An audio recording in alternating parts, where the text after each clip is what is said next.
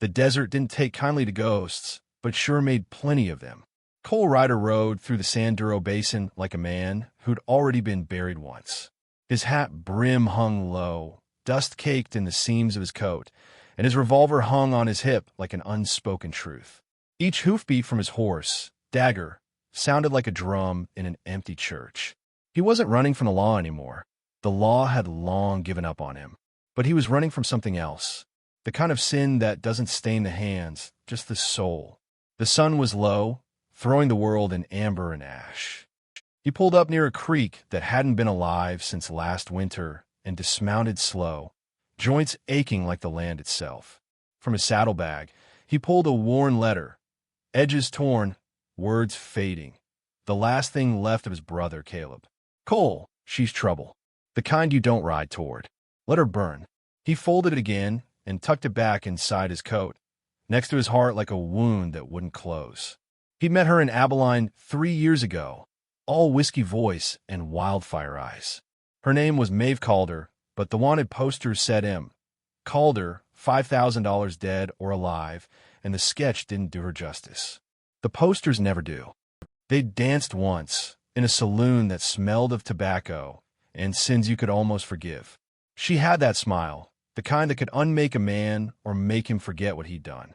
He didn't see her again for a year, until he found her name written in blood across a sheriff's desk. Now, word was she'd been spotted again, south of the border, hiding out in a mining town called Perdition's Rest, a place where even the vultures got lost. He didn't ride for bounty anymore, but something in the way her name echoed in his skull pulled him there anyway, like a confession he hadn't said yet. Perdition's Rest wasn't much of a town. A dozen buildings, 2 of them still standing proper, and a saloon that leaned harder than most of its patrons. A thin wind dragged sand down the street like it was sweeping up memories. Cole tied Dagger to a post and pushed through the saloon doors. The piano in the corner played a tune missing half its notes, and the bartender looked up just long enough to decide whether Cole was trouble or business. "Whiskey," Cole said. The bartender nodded, poured, and asked without asking, "You're hunting someone." Cole lifted the glass. "Aren't we all?" That's when he heard it, the soft thrum of boots on the floorboards behind him, the kind that didn't belong to a lawman or a drunk. He turned slightly, just enough to see her in the mirror behind the bar. Maeve, hair darker than he remembered, tied back with a red ribbon like an apology. A pistol rode her thigh, holstered backward. She was left-handed, same as before. Her reflection met his, and time forgot to move for a second.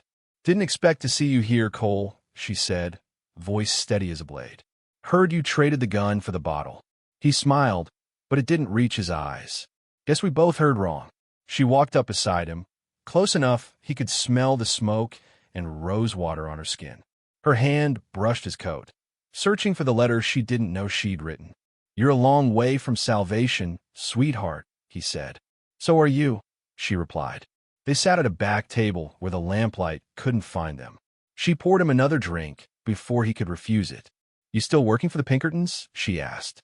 "I quit when I realized I was hunting people who deserve freedom more than the men who paid me." She smirked. "So now you're hunting me for charity?" "I came because your name keeps showing up next to corpses and lies. You always had a way of making noise." Her smile vanished. "I didn't kill those men, Cole. Not the sheriff. Not the banker. They wanted what wasn't theirs, same as everyone else in this godforsaken desert." He studied her face, the flicker of guilt under the defiance. The desert breeds hard truths, and she wore every one of them like a scar. "Then why's every road you ride end in blood?" he asked. "Because it's the only thing that listens," she whispered. For a while, they sat quiet, the saloon humming around them like a tired heartbeat. Then she reached in her coat and slid something across the table, a folded telegram. Cole opened it. The message was short, written in the clipped tone of men who didn't waste ink. He knew that signature. Caleb, his brother, dead 3 months, or so he thought. Cole's pulse turned cold. "Where'd you get this?" She met his eyes. "From your brother's saddlebag. He came after me. Didn't make it far." The world narrowed. The sound of boots, laughter, wind, all of it faded. Just her face, and that lie, or truth, hanging between them. You're saying Caleb's dead? He said. She didn't flinch. I buried him myself. Cole stood so fast his chair toppled. You're lying. Sit down, Cole, she said, voice trembling. There's men outside who know you're here. He looked toward the door, and sure enough, shadows moved across the glass. He reached for his gun, just as a shot shattered the front window. The piano stopped mid-note. The bartender dove. The night came in hard. Maeve grabbed his arm. This way. They bolted out the back, boots pounding against the dirt. A bullet tore through the sleeve of his coat. Another hit the wall beside her head.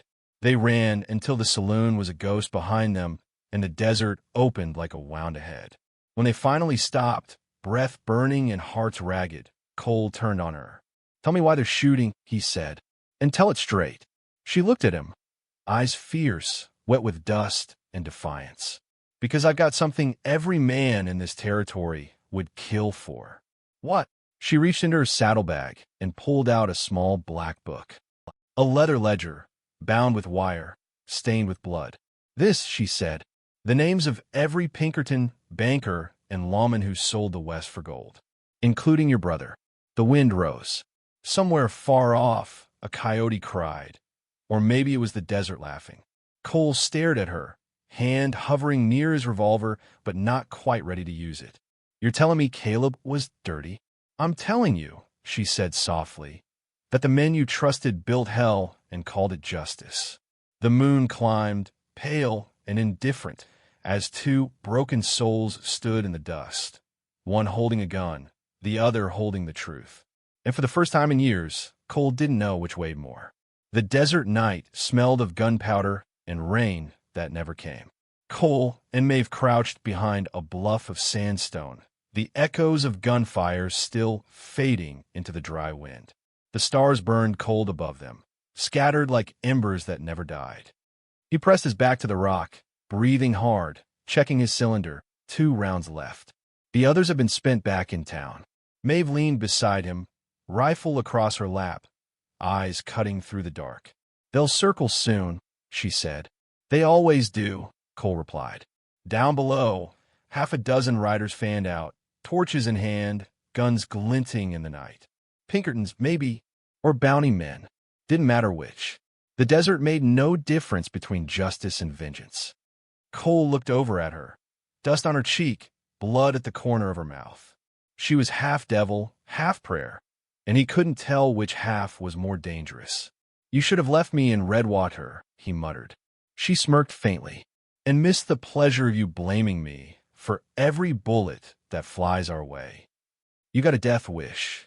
No, she said softly, just no place left to hide. The torchlight crawled closer, orange halos bouncing in the dark. Cole thumbed his hammer, checked the sight line, and then caught himself watching her instead. You really buried my brother? He asked. Maeve didn't answer at first. Her hands were steady, but her eyes flickered like a candle in the wind. I didn't kill him, she said finally, but he came for that ledger. He thought he could trade it to the Pinkertons, buy back his badge, his name. He underestimated how far they'd go to keep it quiet. Cole swallowed hard, the bitterness rising like bile. He'd always thought Caleb was the better man, the honest one, the one who prayed before he shot. But the West had a way of chewing up good men and spitting out survivors. Where's he buried? Cole asked. Out near Silver Ridge, she said, under a mesquite tree that won't grow. Something twisted in his chest. Not grief, something heavier, uglier. A part of him had come here to kill her. Now he wasn't sure who the outlaw was anymore. The riders drew closer. Cole peeked over the ridge. 6 men, 1 wagon, 2 organized to be drunks or ranch hands. One of them shouted, a voice like gravel and whiskey, Maeve Calder, you hand over that book, and we might let the bounty boy live. Maeve smiled without humor. They always start with promises. Who's leading them? Cole asked. Jonas Pike, she said. Used to ride for the Pinkertons. Now he sells his bullets to the highest bidder. Cole's grip tightened on the revolver. He's the one who shot my brother, isn't he? She nodded. And he'll do the same to us if we wait. Then we don't wait, Cole said. He drew in a slow breath. The plan formed as natural as breathing. Fire and move, break their line, steal a horse if the gods were kind. He turned to Maeve. You run left. Are you drawing right? She gave him a look sharp enough to cut skin. You think I need saving, Ryder? No, he said, eyes locking with hers. I think I need you alive. For a heartbeat. Neither moved. The desert went silent. No wind, no crickets, just the sound of blood between them. Then he nodded, and the world erupted. Cole fired first, 2 shots, both clean. 1 torch fell, 1 man dropped. Maeve swung her rifle and took the 3rd before he could shout. The torchlight scattered like ghosts across the sand. Gunfire answered. The night cracked open, bullets whining against stone. They split, Cole rolling right, Maeve diving left into shadows. Dust sprayed his face as a slug bit into the rock above his head. He came up firing. Another man went down. Then silence. He turned, saw Maeve crouch behind the wagon, rifle empty, breath heaving. He sprinted to her. You hit? He asked. Not yet, she said. But I'm out.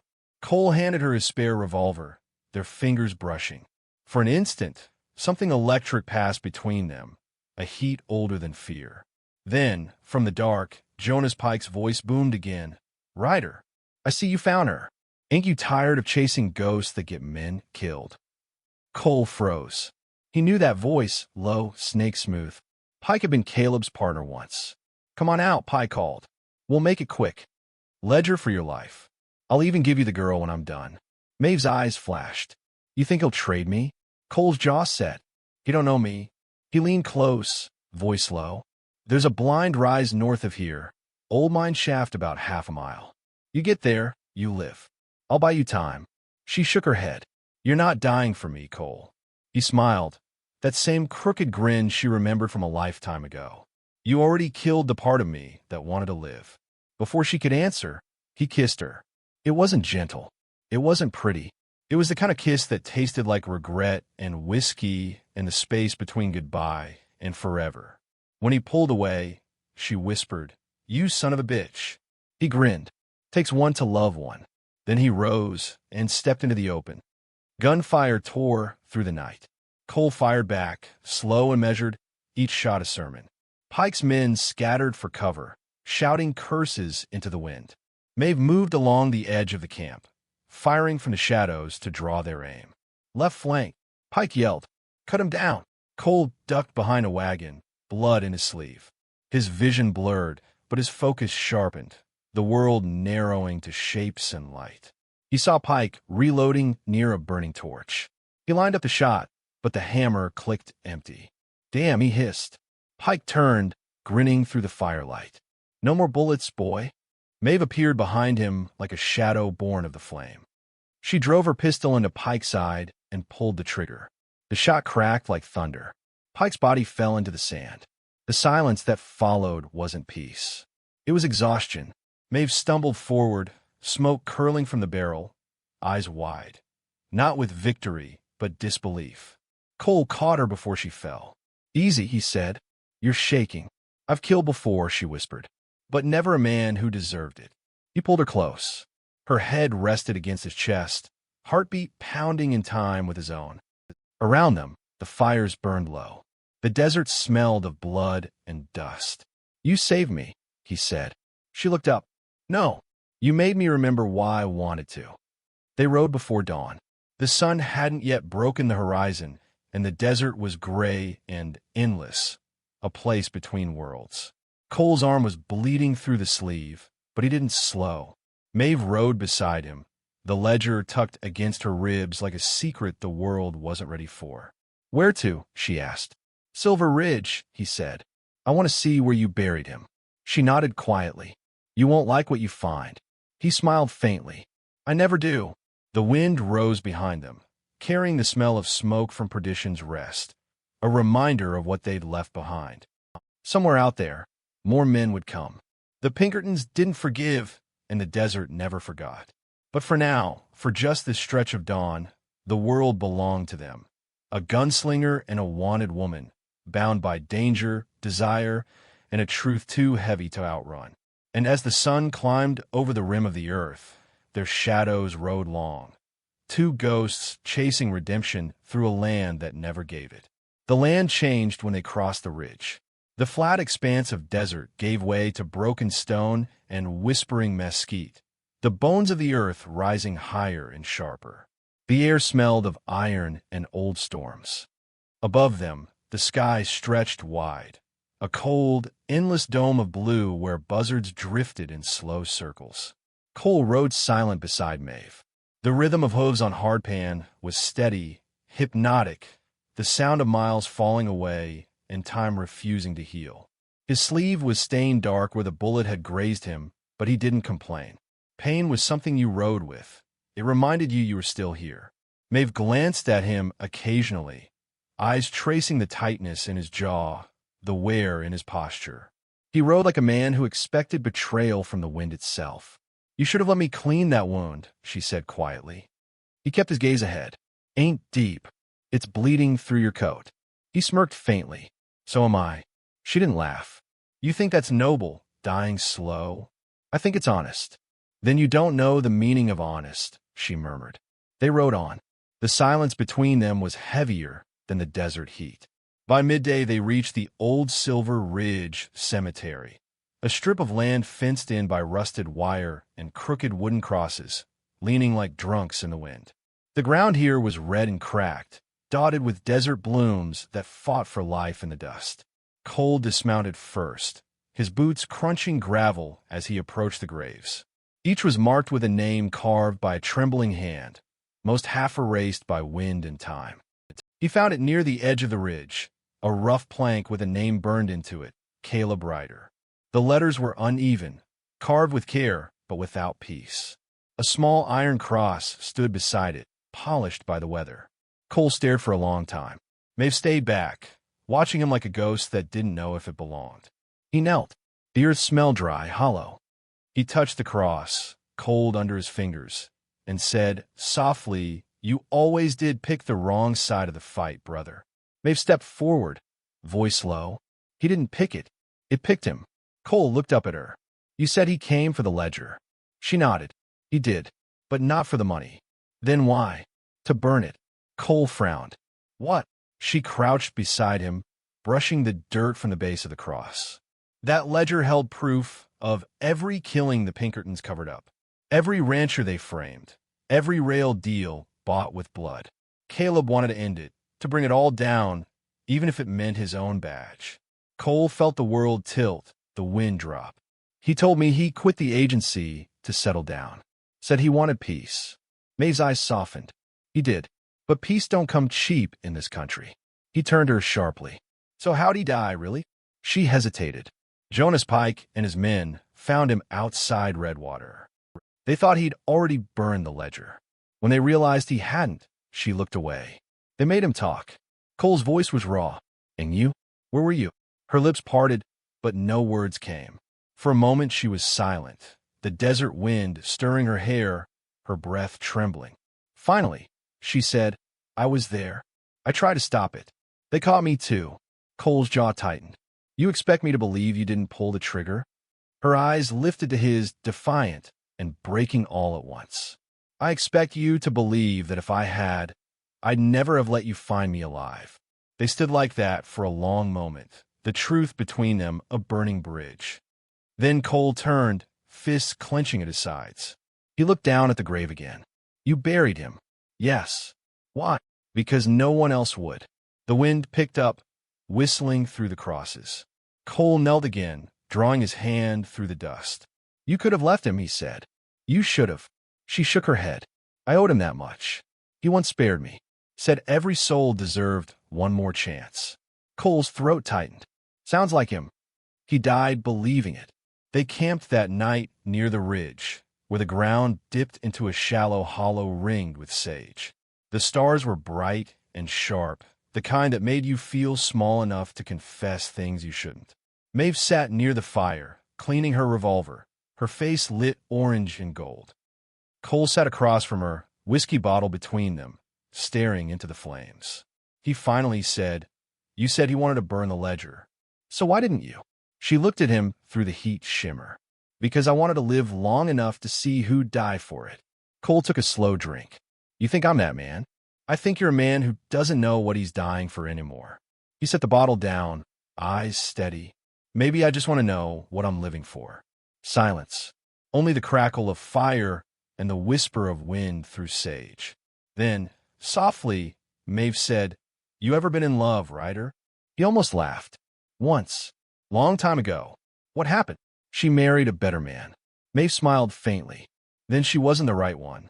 He met her eyes across the fire. You. Her gaze dropped. Love's a luxury. Out here, you just survive the people who care too much. He studied her. The firelight turned her eyes molten. You sound like someone who stopped trying. I sound like someone who's tired of dying for men who think they can save me. The words hit him harder than gunfire. He didn't answer. Didn't have to. She reached for the whiskey, took a slow sip, and said, You look at me like you're trying to forgive me. He said quietly, Maybe I'm trying to forgive myself. They sat in silence a while longer. Then she rose, crossed the space between them, and knelt beside him. Her hand brushed the edge of his jaw, rough with dust and beard. Don't, he said. Why? Because if you do, I won't let you go. Her lips curved, sad and certain. Then don't. And then she kissed him. It wasn't the desperate kind this time. It was slow, deep, deliberate, the kind that says everything words never can. The fire cracked between them, wind sighing like an old hymn. When they finally broke apart, she whispered, You should know something. What? I wasn't running from the law. I was running from the agency. Cole blinked. The Pinkertons? She nodded. They want that ledger back because it names men still wearing their badges. Jonas Pike wasn't the worst of them. He was just the one who wanted his peace first. Cole stared into the fire. The realization cut deep. The law, the badge, his brother's faith in justice. All of it tainted. So what now, he asked. She looked to the horizon, where the stars were fading into the first pale light of dawn. Now he stopped running. At dawn, Cole stood at Caleb's grave again, hat in hand. The sky was a thin wash of gold, the world still half asleep. I never carried your faith, brother, he murmured. But maybe she will. He drew his revolver, stared at it for a long time, then holstered it again. Behind him, Maeve saddled her horse. You ready? She asked. He nodded. Where to? North, she said. There's a man in Santa Fe who can print 1,000 copies of a story the world ain't supposed to read. He smiled faintly. Sounds like suicide. Or redemption, she said. Depends which one you believe in. Cole looked back one last time at the grave, the wind tugging at his coat. You coming? She asked. He swung into the saddle beside her. You lead. I'll follow. And as they rode from Silver Ridge, the sun rose full, gold light spilling over the land like forgiveness. Two riders against the horizon. Two wanted hearts, bound not by law, but by the choice to keep riding towards something worth dying for. In the West, love ain't about staying. It's about riding beside someone who makes you forget how far you've fallen. The dawn broke over the desert like a slow bleed, crimson leaking across the bone-white sky. Cole and Maeve rode side by side, their horses kicking dust that shimmered gold in the early light. The silence between them wasn't empty. It was heavy, the kind that carried all the words they couldn't say without breaking something sacred. Santa Fe lay 2 days south, through open plains and outlaw country. Every breath of wind felt like it carried whispers, wanted posters fluttering in towns they'd never see again, bounty hunters with cold eyes, the long arm of a law that didn't forgive. Maeve adjusted the bandana at her throat, the one he'd given her when she'd first ridden behind him onto the Starlit Pass. You think they're still coming? She asked softly. Cole spat into the dust. Law don't sleep. Me like me keeping bus. She smiled faintly. And men like me keep them guessing. He looked over, catching the glint of her revolver. You talk like a killer, Maeve. Her eyes found his steady dark knowing. Only when I have to.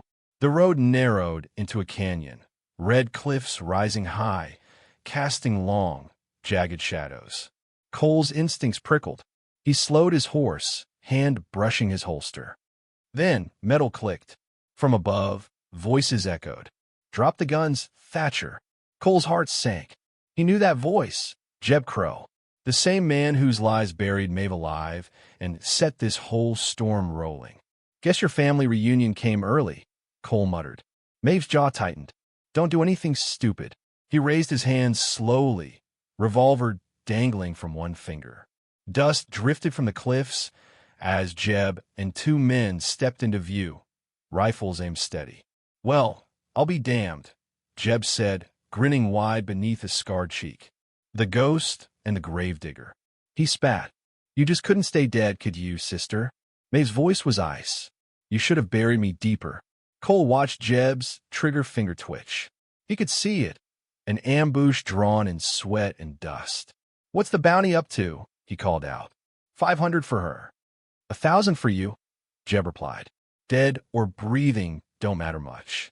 Cole smiled, a ghost of a grin. Then I'll make it worth you money. In one motion, he dropped his gun, grabbed Maeve's reins, and spurred both horses forward. Bullets cracked through the air. A rock exploded beside his leg. Maeve fired upward, her shot echoing sharp and true.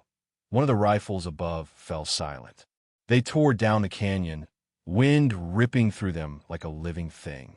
Cole, Maeve shouted, gripping her wound. Blood darkened her sleeve. He leaned over, hands steadying her. Stay with me. The canyon spat them out into the open plains, sun glaring white and merciless. Behind them, dust rose, 3 riders giving chase. Maeve winced. They won't quit. They never do, Cole said. His voice was calm, but inside him something wild and final stirred. That night, they made camp by the Rio Verde, where the stars poured down like silver dust. Maeve's arm was bandaged, her face pale in the firelight. Cole sat across from her, whittling a piece of driftwood, knife catching sparks from the flame.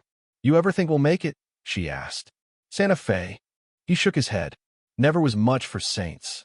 She smiled weakly. You ever think about what happens after? He looked into the fire.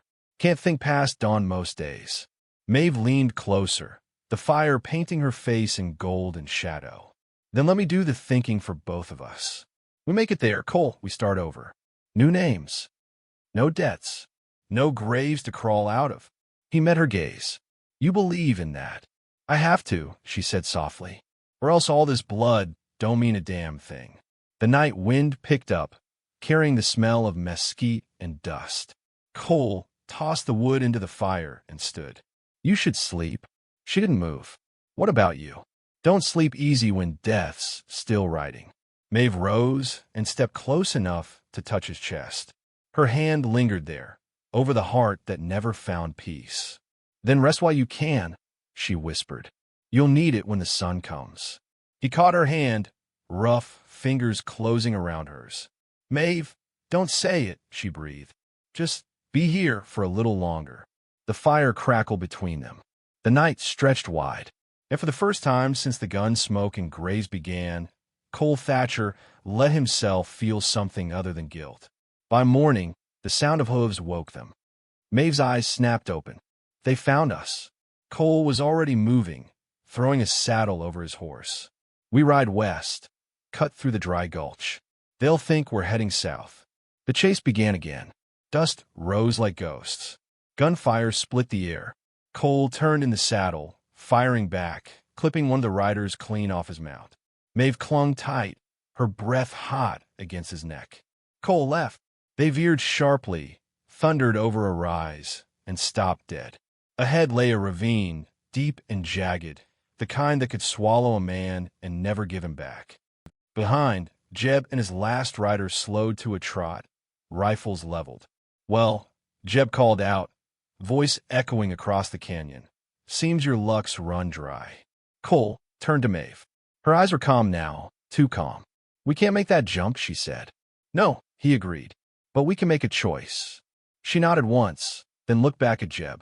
You ever wonder what hell looks like, brother? Jeb smirked. I see it every time I look at you. Her gun rose before he finished. One shot. Jeb staggered, a bloom of red spreading across his shirt. He fell backward, rifle clattering. Cole fired once more, the last rider tumbling into the dust. Then silence. Maeve's hand trembled as she lowered the gun. He deserved worse. Cole dismounted, walking to the edge of the ravine. They all do. He looked over the side. Nothing but wind and distance. We can't stay. She nodded, swaying on her feet. Blood seeped through her bandage again. He caught her before she fell. Hey, stay with me. Her eyes fluttered open, finding his. Santa Fe, she whispered. Promise me you'll get there. Not without you. Her lips curved faintly. Then maybe heaven's on the way. He held her as the desert wind howled around them, and the sun climbed mercilessly higher. Hours later, when the wind had buried their tracks, only one horse rode west. The last ride to Santa Fe was not one of triumph, but of devotion. Cole carried her wrapped in his coat, the same way he'd pulled her from the dirt the day they met. By the time he reached the outskirts of the town, the sky had turned violet. The mission bells tolled faintly in the distance. He stopped outside the chapel, laid her gently down, and pressed his hat against his chest. World never gave us mercy, he said softly, but I reckon we made our own. He reached into her hand and closed her fingers around a small silver locket, one she'd kept hidden since the beginning. Inside was a photo, worn and faded, of her as a child standing beside her father under a wide, open sky. Cole looked out across that same horizon now, his shadow long and lonely in the dying light. Then he mounted up, turned east toward the rising dust, and rode back into the land that forgot mercy. Some men chase salvation. Others become it for just one soul. And the wind carried his name long after his horse's tracks had vanished. Cole Thatcher, the outlaw who rode for love. The wind carried the last of her scent. Wild sage and gunpowder. Faded leather and rain that never came. Cole rode until the horizon stopped meaning anything, until distance itself felt hollow. He hadn't spoken in days. The desert didn't need words. It understood what silence meant better than any preacher. The sun baked his skin, the saddle creaked like an old prayer, and every hoofbeat sounded like a heartbeat slowing down. By the time he reached the high mesas north of Las Cruces, he'd counted every sin twice and forgiven none. Maeve was gone, but she rode with him anyway. Sometimes in the heat shimmer, he swore he saw her ahead, hair catching the light, horse gliding through mirage. Sometimes at night, when the coyotes sang, he'd wake and think she was humming low beside the fire. But when the embers died, it was just him and the sound of his own pulse in the dark. There was an old mining town up ahead, dead 20 years and left to rot under the sand. Cole rode through the empty streets, boards creaking under his horse's hooves. A sign leaned against the saloon wall. Mercy's Yendi. He almost laughed. Hell of a place to die. Mercy's End. He dismounted and walked into what used to be a church. The pews were gone, dust thick on the stone floor. Only the altar remained, cracked and splintered but standing. Cole set his hat down, sat on the steps, and let the silence wash over him. He pulled out Maeve's locket, the one he'd left in her hand before the ride south. The chain had broken somewhere on the trail. Maybe she'd wanted him to have it again. Inside, the photo still smiled, though time had bled the faces pale. He stared at it until the sun started to sink. Then he whispered, "You made me remember what kind of man I could have been." His voice cracked, dry as the earth around him. That night, rain came, first time in months. Not much, just a whisper against the tin roof. But felt like a miracle. Cole stepped outside and let it hit his face. The smell of wet dust rose, sharp and holy. He looked up at the black sky and closed his eyes. "Guess you finally found a way to cry for us, huh?" For the first time, he smiled. Not the hard-edged grin of an outlaw, but something smaller, something human. By morning, he was gone. The horse Prince led east, fading into the dunes. They said later a lone rider was seen near the Rio Chama, helping a widow fix her fence line before moving on. Others swore they saw him in Durango, working under a new name, carrying no gun, wearing a small silver locket under his shirt. But most who spoke his name said this, that he never stopped riding west at sunset, that wherever love was buried, he'd dig it up and set it free. Years later, a young drifter came through Santa Fe, chasing ghosts and outlaw tales. He stopped by the mission on the edge of town, where a small grave lay beneath a mesquite tree. The wooden cross was weathered, but a few words still held their shape. Maeve Thatcher, she taught the desert to feel. The drifter asked the priest who tended it, "Who was she?" The old man smiled sadly. "She was the kind of woman who made a man believe he could outrun his own sins." "And the man?" the drifter asked. The priest nodded toward the hills. "No grave for him, just wind and hoof prints that never fade." The drifter looked out across the plain. The sun was setting, gold spilling across the red sand. For a moment, he thought he saw two figures riding side by side in the light. A man in a weathered coat, a woman with her hair unbound. Then the wind shifted, and they were gone. Cole Thatcher's legend outlasted his life. They told it in saloons when the whiskey got low and men wanted to believe love could bloom in the ruins of violence. They said he'd once dug up a woman from a shallow grave and found not vengeance, but salvation. And every story ended the same way. He rode for her once. He rides still, because men like Cole never find peace in heaven or hell. They ride the line between, where memory lives. The desert doesn't keep graves, it swallows them. But sometimes, if the wind blows right, you can still hear the echo of hooves in the distance. Not thunder, not storm, just a promise that refused to die. And if you stand real still, you might catch the whisper, soft, like a woman's laugh carried on the wind. "We made it, Cole. We made it to Santa Fe." The wind will answer with dust, and the dust will sound a lot like devotion. They rode through hell for a taste of heaven, and the desert still remembers their names.